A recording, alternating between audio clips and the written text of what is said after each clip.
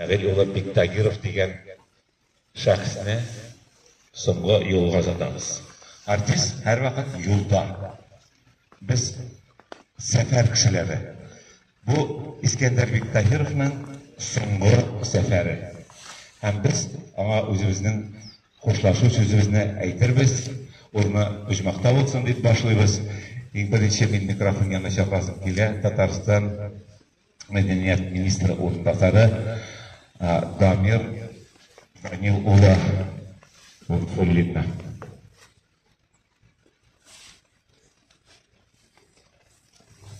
Хайырлы көн, мөхтәрәм мәрисмәдә катнашучылар.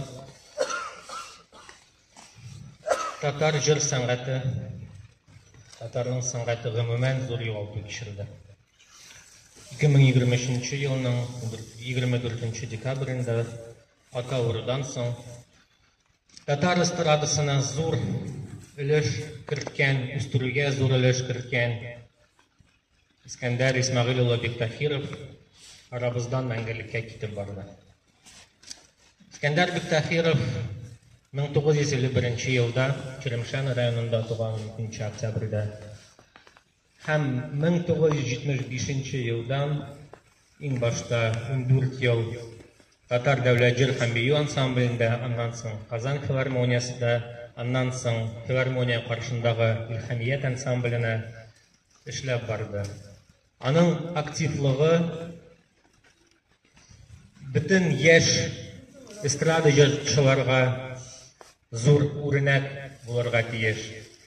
Аның үзенә генә хас булган милли халык җырларны башкаруы, аның үзенчәлеге, аның юлы булды. Дөрестән дә ялга киткәч тә ул ел сайын әле кыш бетмәгән Сабан графигы турында кызыксындырды. Кая җибәрәбез дип гел министрлыкка йөргән иде.